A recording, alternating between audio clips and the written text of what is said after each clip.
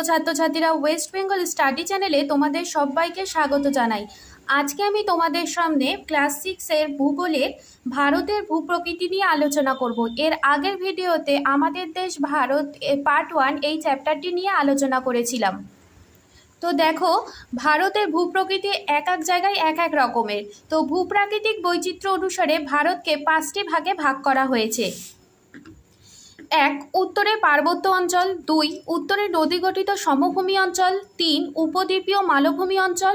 4. পশ্চিমের মরু অঞ্চল ও 5. উপকূলের সমভূমি অঞ্চল ও দ্বীপপুঞ্জ। তোমরা একটু এই ম্যাপটার দিকে দেখো যে উত্তরের সমভূমি অঞ্চল, এই যে বাদামি রঙটা দেখা যাচ্ছে, এই ঠিক উত্তরে এবং পূর্ব দিকেও রয়েছে এই বাদামি রঙটা, এটাই হচ্ছে উত্তরের পার্বত্য অঞ্চল।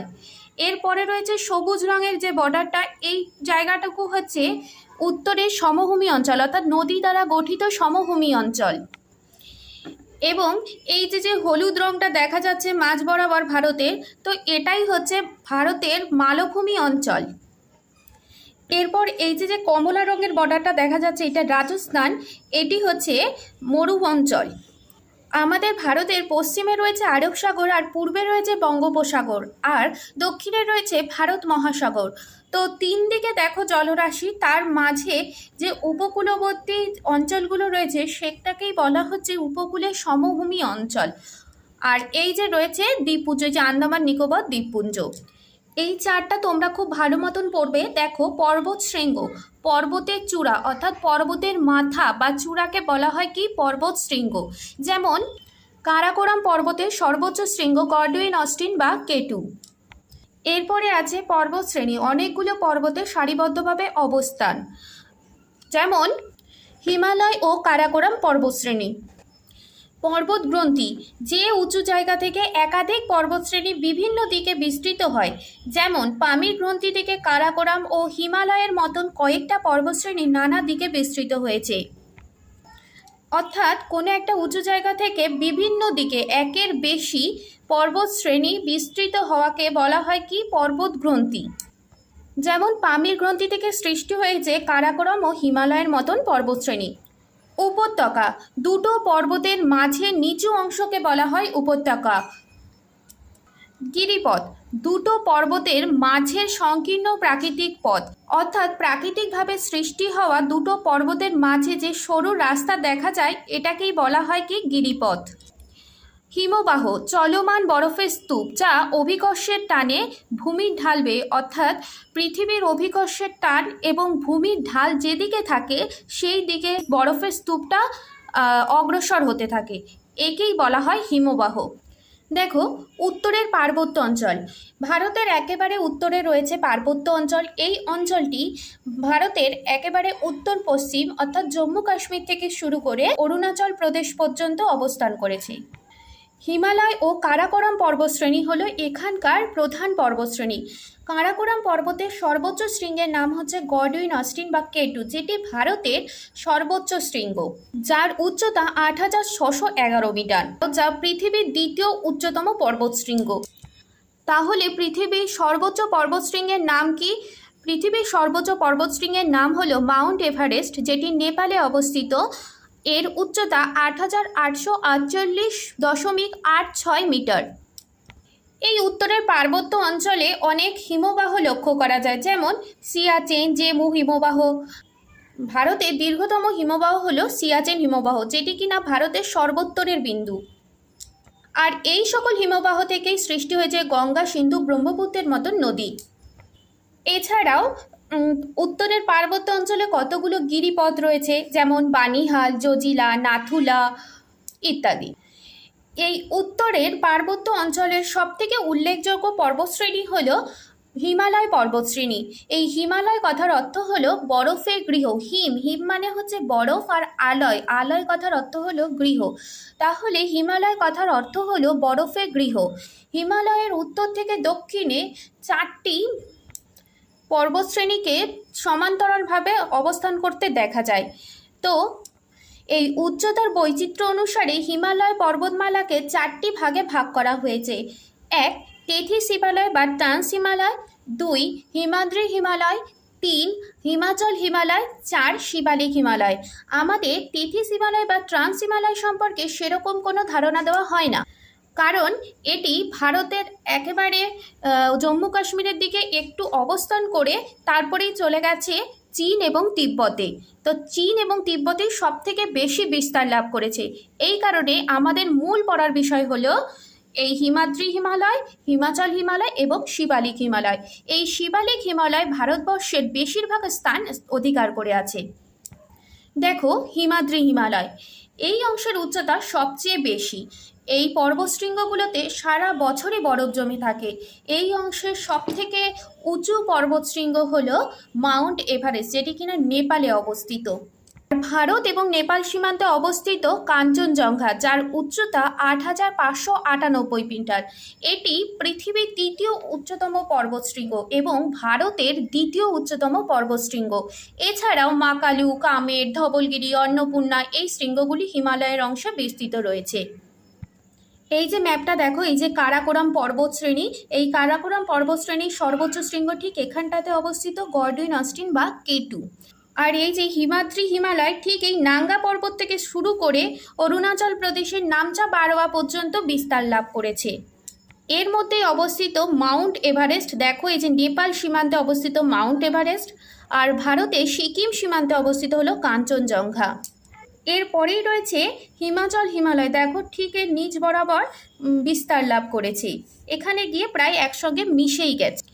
এরপরে আছে শিবালিক হিমালয়, এটিও এই হিমাচল হিমালয়ের একদম নিচ দিয়ে বিস্তার লাভ করেছে। এরপরে আমরা আসি হিমাচল হিমালয়ে। হিমাদ্রি হিমালয়ের একবারে দক্ষিণে অবস্থিত হলো হিমাচল হিমালয়।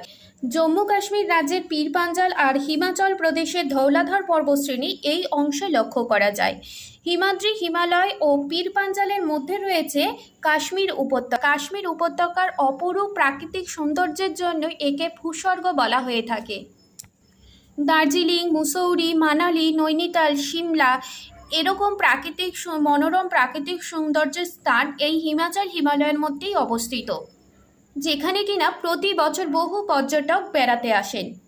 এরপরে আসি শিবালিক হিমালয়।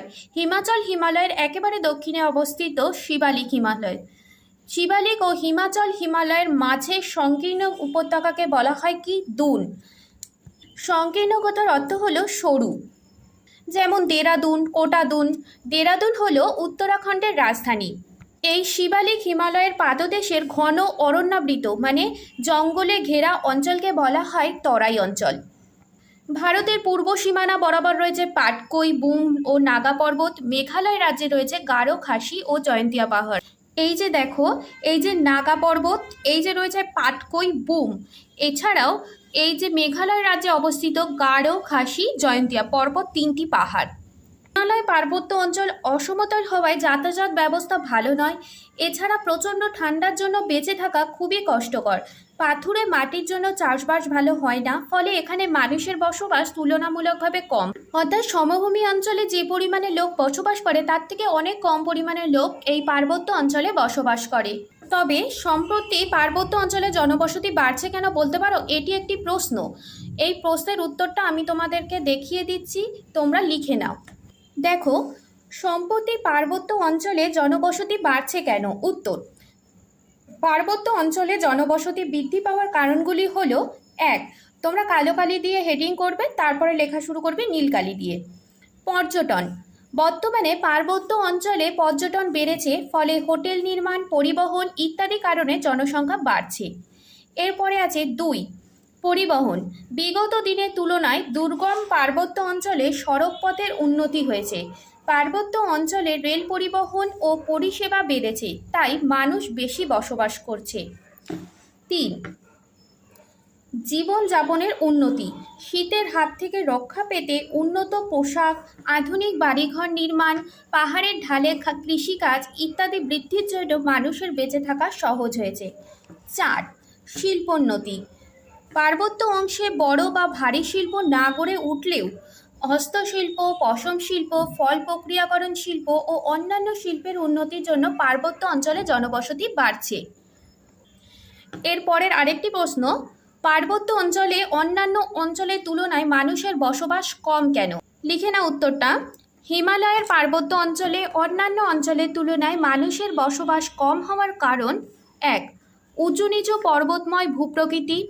হিমালয়ের পার্বত্য অঞ্চলের বেশিরভাগ স্থানের ভূপ্রকৃতি পর্বতময়, যা প্রায় বসবাসের অযোগ্য। অনুর্বর মৃত্তিকা। এই অঞ্চলের বেশিরভাগ মৃত্তিকা অনুর্বর ও অগভীর, তাই উন্নত মানের কৃষিকাজের পক্ষে উপযুক্ত নয়। 3 নম্বর, শীতল জলবায়ু। এই অঞ্চলের শীতকালীন জলবায়ু জীবনধারণের ক্ষেত্রে সুবিধাজনক নয়। 4. অরণ্যের অবস্থান। এই অঞ্চলের অধিকাংশ অরণ্যে ঢাকা, গভীর অরণ্য জীবনধারণ করার উপযুক্ত নয়। 5. অনুন্নত পরিবহন ও যোগাযোগ ব্যবস্থা। বর্তমানে আগের তুলনায় অনেক পরিবহন উন্নত হয়েছে এবং যোগাযোগ ব্যবস্থাও অনেক উন্নত হয়েছে, কিন্তু সমভূমি অঞ্চলের মতন অতটাও উন্নত হতে পারেনি। তাই পার্বত্য অঞ্চলের মানুষের বসবাসে একটু হলেও অসুবিধা দেখা যায়। দেখো, বন্ধুর ভূপ্রকৃতির জন্য, বন্ধুর ভূপ্রকৃতি বলতে উঁচু নিচু ভূমি, এখানে পরিবহন ও যোগাযোগ ব্যবস্থা সমভূমি অঞ্চলের মতন উন্নত নয়। পরিবহন ও যোগাযোগ ব্যবস্থার অপ্রতুলতার জন্য অঞ্চলটি জনবিরল হওয়া স্বাভাবিক। জনবিরল কথার অর্থ হলো যে যেখানে লোকজন বসবাস কম করে। এই চ্যাপ্টারের পরবর্তী প্রশ্নগুলো লিখে নাও এবং তার সঙ্গে উত্তর বলছে, উত্তরগুলোও লিখে নাও। 1 নম্বর প্রশ্ন দেখো, ভূপ্রকৃতির বৈচিত্র্য অনুসারে ভারতকে কয়টি ভাগে ভাগ করা যায় ও কি কি? তোমরা এখান থেকে এতটুকু উত্তরটা লিখবে, দাগ দিয়ে নাও বইয়ে। 2. উত্তরের পার্বত্য অঞ্চলে অবস্থিত দুটো পর্বত শ্রেণীর নাম লেখো। কারাকোরাম ও হিমালয় পর্বতশ্রেণী। 3. উত্তরের পার্বত্য অঞ্চল কোথা থেকে কত দূর অবধি বিস্তৃত? উত্তরের পার্বত্য অঞ্চল উত্তর পশ্চিমে জম্মু কাশ্মীর থেকে শুরু করে উত্তর পূর্বে অরুণাচল প্রদেশ অবধি বিস্তৃত। 4. ভারতের সর্বোচ্চ শৃঙ্গের নাম কি? গডউইন অস্টিন বা কেটু। এটি কোন পর্বত শ্রেণীর মধ্যে অবস্থিত? এটি কারাকোরাম পর্বত শ্রেণীর মধ্যে অবস্থিত। এর উচ্চতা কত? এর উচ্চতা 8611 মিটার। পর্বত শৃঙ্গ কি? পর্বতের চূড়া বা মাথাকে বলা হয় পর্বত শৃঙ্গ। পর্বত শ্রেণী কি? অনেকগুলো পর্বতের সারিবদ্ধভাবে অবস্থানকে বলা হয় পর্বত শ্রেণী। পর্বত গ্রন্থি কাকে বলে? উদাহরণ সহ লেখো। যে উঁচু জায়গা থেকে একাধিক পর্বতশ্রেণী বিভিন্ন দিকে বিস্তৃত হয় তাকে বলা হয় পর্বত গ্রন্থি। যেমন পামির গ্রন্থি থেকে কারাকোরাম ও হিমালয়ের মতন কয়েকটি পর্বতশ্রেণীর সৃষ্টি হয়েছে। উপত্যকা কাকে বলে? দুটো পর্বতের মাঝে নিচু অংশকে বলা হয় উপত্যকা। হিমবাহ কি? কয়েকটি হিমবাহের নাম লেখো। হিমবাহ হলো চলমান বরফের স্তূপ যা অভিকর্ষের টানে ভূমির ঢাল বেয়ে অগ্রসর হয়, যেমন সিয়াচেন ও জেমু হিমবাহ। গিরিপথ কাকে বলে? দুটো পর্বতের মাঝে সংকীর্ণ প্রাকৃতিক পথকে বলা হয় গিরিপথ। উত্তরে পার্বত্য অঞ্চলে অবস্থিত কয়েকটি গিরিপথের নাম লেখো। বানিহাল, জজিলা ও নাথুলা। হিমালয় কথার অর্থ কি? হিমালয় কথার অর্থ হলো বরফের গৃহ। পৃথিবীর উচ্চতম পর্বতশৃঙ্গের নাম কি? পৃথিবীর উচ্চতম পর্বতশৃঙ্গের নাম মাউন্ট এভারেস্ট, যার উচ্চতা 8848.86 মিটার। এটি কোথায় অবস্থিত? এটি নেপালে অবস্থিত। পৃথিবীর দ্বিতীয় উচ্চতম পর্বতশৃঙ্গের নাম কি? পৃথিবীর দ্বিতীয় উচ্চতম পর্বতশৃঙ্গ হল গডউইন অস্টিন বা কেটু। পৃথিবীর তৃতীয় উচ্চতম পর্বতশৃঙ্গের নাম কি? অথবা ভারতের দ্বিতীয় উচ্চতম পর্বতশৃঙ্গের নাম কি? দুটো প্রশ্নের উত্তর একটাই হবে, সেটি হলো কাঞ্চনজঙ্ঘা। এর উচ্চতা 8598 মিটার। ভারতে অবস্থিত হিমালয়ের সর্বোচ্চ শৃঙ্গ কোনটি? ভারতে অবস্থিত হিমালয়ের সর্বোচ্চ শৃঙ্গ কিন্তু কাঞ্চনজঙ্ঘা হবে। গডউইন অস্টিন বা কেটু কিন্তু হবে না, ওটা কিন্তু কারাকোরাম পর্বতশ্রেণীর মধ্যে অবস্থিত। এই জায়গাটা কিন্তু খুব ভালো মতন মনে রেখে তোমরা উত্তরটা দেবে। হিমাদ্রি হিমালয়ের মধ্যে অবস্থিত কয়েকটি পর্বতশৃঙ্গের নাম লেখো। মাকালু, কামের, ধবলগিরি, কাঞ্চনজঙ্ঘা, মাউন্ট এভারেস্ট ইত্যাদি। কাশ্মীর উপত্যকা কোথায় অবস্থিত?